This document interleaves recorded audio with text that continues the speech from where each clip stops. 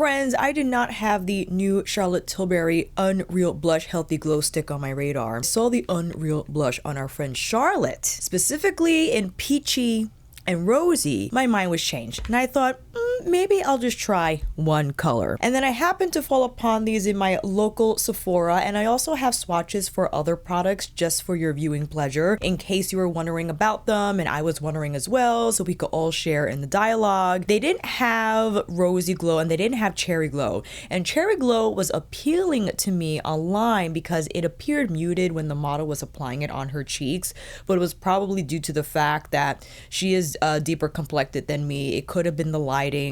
So when I swatched them here, I think it was a cherry, peach, and rosy. I'll have the text next to the swatches. It appeared quite red, and I was like, probably peachy's the way to go because that was one of my original wish list shades anyway. And initially, when I saw the Unreal Blush Stick, I was not impressed by the colors. Just the entire selection just didn't speak to me, nor did the packaging. And because again I saw this in action on other people, I thought, oh, maybe it could actually be a decent product, an expensive decent product. I believe this retails for a whopping $45. And on the Charlotte Tilbury site, you could get 10% off if you bundle two together. And originally thought about purchasing that duo, but I was like, do you really need two of these, Alicia? Stop it. Excuse me, $42. I'm a dirty liar. I settled on Peachy Glow and wanted to go over the product details with you just so we can see what to expect. And Peachy Glow is described to be a poppy peach. It is made in Italy.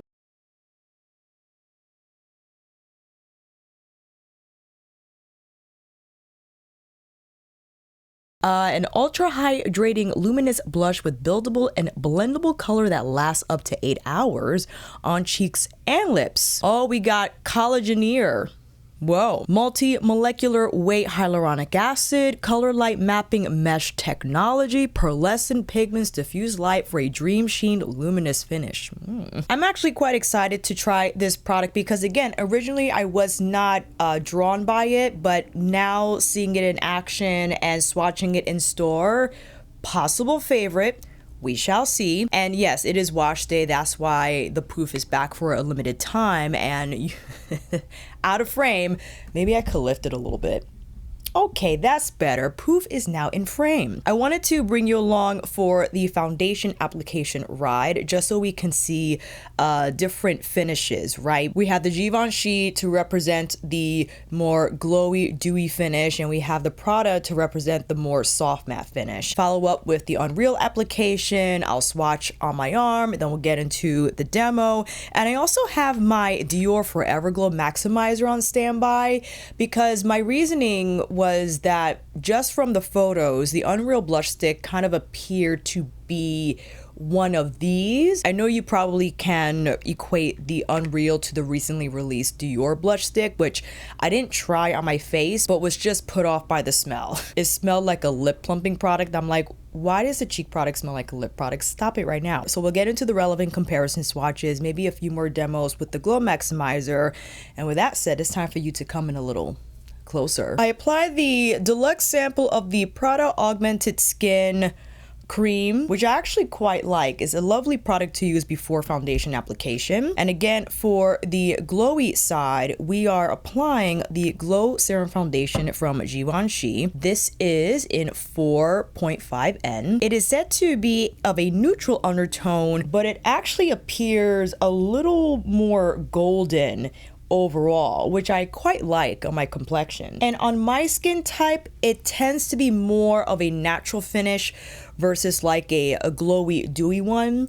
But I thought it was interesting to see how the Unreal cream blush will perform on a base like the Givenchy versus what's found in the Prada foundation. And on the other side, we have the Prada Reveal Skin in MN60. I just want to do half a pump, but sometimes it's tough. Okay, we got the half pump out. This appears to be more of a truer neutral on my skin tone. It'll be interesting to see them side by side now with this demo. Wiping the brush so we could get a clear representation of what that looks like when applied. And I love the Prada for the summertime. It's actually become my go-to because it's lightweight. It doesn't feel heavy on the skin. I would equate this to like a high-performing skin tint. It's not, it's a foundation, but the texture of it reminds me of a tint, but with a lot more coverage, again, without looking heavy on the skin. And you can immediately see the difference here, especially on the cheekbone area, how there is some glow going on. And then when I turn on this side, it's a lot more subdued, and why I tend to gravitate towards the Prada. But I also have to be careful with the Givenchy because there is a tendency on my part to apply a little too much, which is why I'm wiping my brush and going over the portions that need a little more refining so it doesn't appear super heavy on the skin. And for both sides, we are applying the Gucci. Remember this little one? I've been using the heck out of my Burberry concealer, which I love, but the Gucci is good, okay? And we have it in 38N, but I love the feel of how when blending out the Gucci concealer, it softly sets under the eyes and doesn't warrant any powder setting, for me anyway. You could probably still follow up with the setting powder, but the formula itself, I think, has more of a soft matte dry down. I'm gonna leave the brows to the end, or never mind. Let's do the brows now. I've been loving the VBB microblade brow pencil in light brown, which I thought was a better matchup for my brow color. Medium brown works, but a little too shady, where in applying light brown, especially if I'm keeping the makeup light, doesn't overwhelm the complexion and the brows don't appear too bold, but at the same time don't disappear when I actually have a fuller face of makeup on. And the softer pencil laid down product easily, but there's still control there. I still love my Suku though, because I think the Suku colors are just so unique, where it's a literal shading color of my brow. Like if a shadow is cast on them, that's exactly what the Suku shade, specifically in sand, looks like. From all the Suku brow shades that I have tried, sand by far is my favorite. Fresh out of the box, right on camera. And as I mentioned before, the packaging is cute.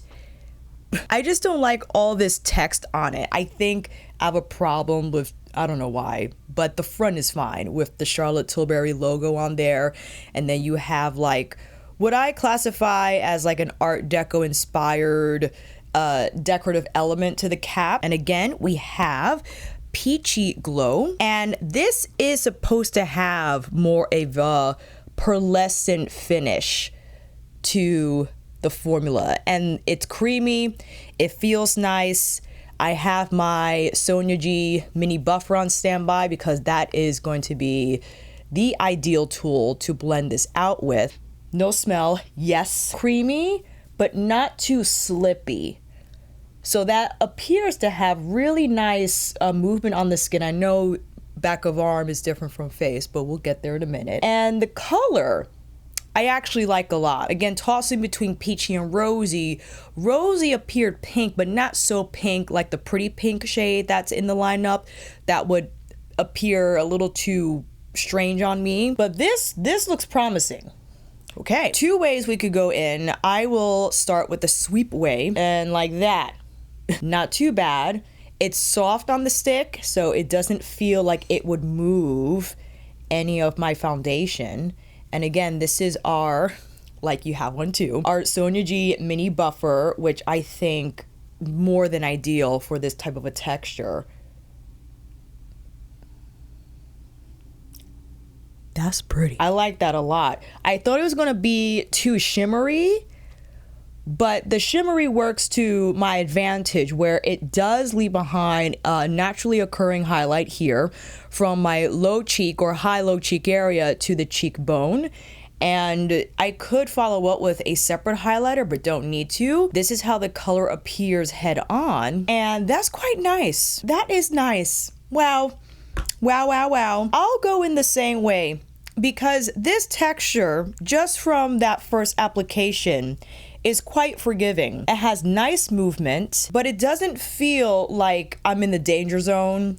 Let me explain. Where there are some cream cheek products that if you apply it on the wrong area of your cheek, the color kind of runs away from you and the blend looks strange, where there's too much on the center of the cheek and you have to maneuver it. But ooh, I am glowed up. My goodness. Now, I don't know if this is going to be like suddenly turn into like a glow blush fan. I still gravitate towards matte blushes or more of a demi-matte finish type of a blush. I do recognize how this finish with like the pearl without appearing too glittery can be summer friendly, very much a part of like that dewy glow. And there is a little bit of not stickiness, but I feel like the product is there, right? Doesn't feel heavy on the face, although I do prefer it when applied on the soft matte side by the Prada.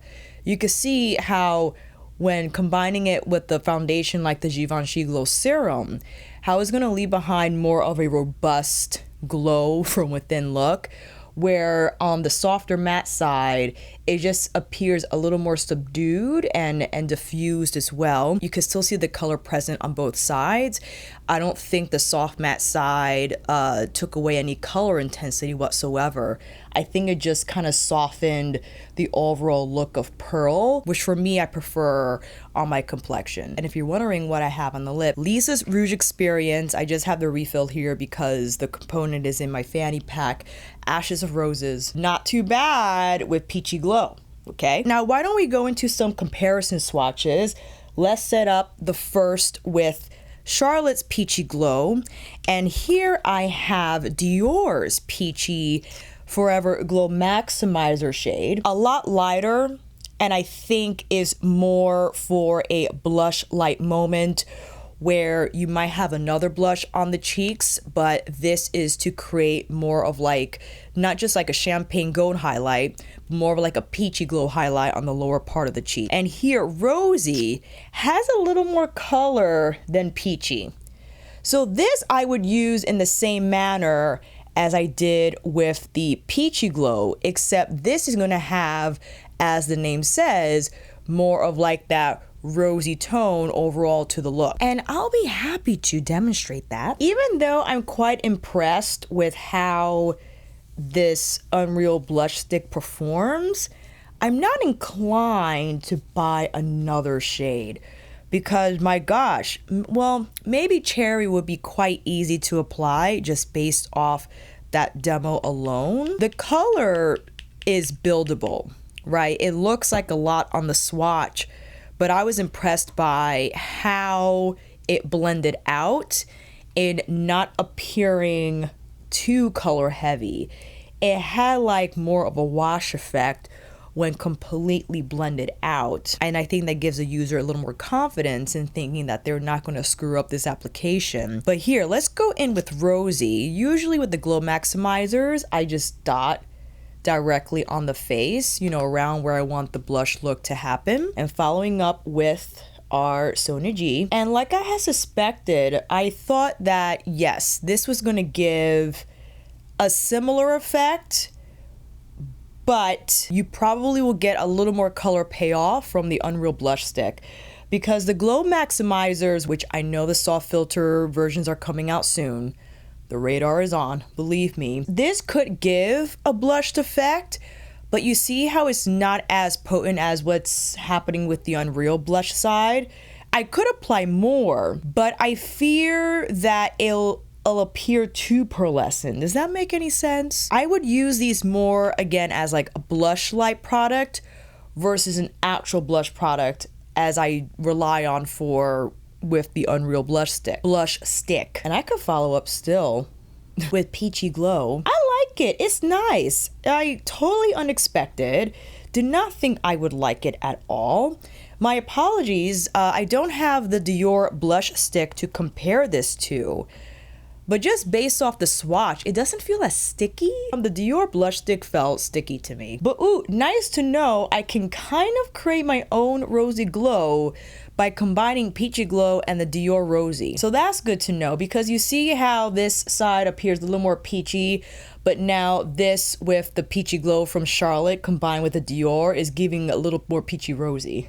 So we made that little cocktail happen. But look at that highlight that naturally occurs just from those two products. I mean, I have nothing on my cheekbones except the Dior and the Charlotte. My gosh. Can you imagine if we applied the Prada highlighter? I know you can. I have not yet since purchased another refill. I just have champagne. I know pink is pretty, but that's probably overdoing it. Let's whip on the Prada highlighter, which, my goodness, it basically mimics what you just saw happen from the Dior and Charlotte products, but just turned it up, okay? Amazing highlighter. I don't know if there's gonna be a highlighter that tops this one for the year. My goodness, it is incredible. This demo was a success. I am thrilled with this product. I think it's fantastic. Yes, it's a first impressions, but just based off what I experienced, I think it's a solid consistency. Again, there's no smell like what's found in the Dior. It doesn't feel sticky, smooth application directly on the skin. And even though there is a pearlescent finish to the formula, if you don't like that at all, then this obviously is not going to be for you. But the fact that it's in the name Healthy Glow Stick implies that there is going to be some type of a kind of a glow effect to the formula, which inevitably will include some type of a pearl, right, to imbue that effect on the cheeks. But what I was most impressed by was the ease of application. The fact that when I directly sweeped it on my cheek, it didn't move my foundation, and when following up with a brush application, it didn't move my foundation either then. Everything remained smooth and even. The color payoff is amazing, even with just one application, where it has just a soft effect on the skin, but if you wanted to, you most certainly can build up the color, but no, you will bring more of that glow effect along for the ride as well. So just keep that on top of mind, where if you wanted to layer the products, but even then, it doesn't appear heavy, it doesn't look glittery on the skin, but it is a glow product. So if you don't like that finish, no matter how great it's formulated, then you could stick to the more matte finishes. Again, the Vital Surgeon Skin Spark Blush Balm, the Danessa Blurring Balm Flushed products, powders over creams, right? The VBB blush stick is not going to be as matte as the Blurring Balm Flush, but it's not going to have pearl in the formula. It's just a cream blush product, but the finish is going to leave behind more of like a dew effect on the skin. Now, before we wrap, I just wanted to show the swatches I grabbed from Yves Saint Laurent's Sunrise Safari. I keep wanting to say Safari Sunrise. Gotta say, this is basically what I have in Viseart's Midsummer. You could argue that the bottom swatch, that like pinky reflective shade, not found in Midsummer, but don't really need it. The one shade that I loved was that Mauvey Rose that I could just apply all over my lid, that I've done before with other shades that I have in my current eyeshadow collection. But if you're wondering about this palette, and if you have Midsummer, or if you have even Natasha Denona's I Need a Warm, Dream palette has a shade I think similar to that rosy. Byredo's Remembrance. These are just coming top of mind. There are many others in your collection, I'm sure, but wasn't captivated to buy it whatsoever. And that's why I also want to swatch the limited edition Marble Summer Compact with like the pink marble design on there, where it appears to have similar shades. Now, there was another quad in the recently released colorways. I think it was like Majestic something with that burgundy metallic. Intrigued me a lot more than Sunrise Safari, I gotta say. Sunrise Safari, in my opinion, is an easy skip, but the Majestic one with like that maroon metallic, and of course Unexplored Garden with the khakis, sign me up. And I have Captivating Dunes, which just blew me away. I have a video reviewing that palette if you want to take a look. Definitely a keeper, but I wanted to share those swatches with you because if you were wondering about it, if you couldn't get your hands on swatches and you are of a similar skin tone to me, or even if you're not, you just wanted to see the colors, in my opinion, not impressed by it. So that is it. What a successful on-camera first impressions with the new Charlotte Tilbury Unreal Blush Healthy Glow Stick. I am happy with my purchase. Maybe this is just impromptu, happy I bought this vibes at the moment, but I will continue to use it, and it'll be interesting to see how it wears during the day because we are in the midst of a crazy heat wave. Not that I would wear this out when it's like in 98 degrees and 200% humidity, but I would wear it, I think, on my next trip just to see how it feels throughout the day, how it wears in terms of the color payoff, the texture, if it starts to look textured or it starts to break apart. I'll look out for those things and I'll let you know in a pinned comment down below. Also, let me know if you purchase the Unreal Blush Stick. Have you been enjoying it? Have you not been enjoying it so much? Maybe you discovered fun combinations or different tools to apply it with. And with that said, if you made it this far, make sure you like this video by clicking at that thumbs up. It helps me in letting the algorithm know to recommend more videos to not only yourself but other beauty enthusiasts out there. And consider subscribing because who knows, will I'll pop on here again with another palette or another blush product. My gosh, I'm drowning in blush. And you'll know when that upload drops, especially when you click that notification bell. And if you want to check out my recent Lisa Eldridge video where I cover her newly released Desert Gleam with 2 of her new Rouge Experience lip refills, I can see you in that video down in the comments for this one, and on here again next time.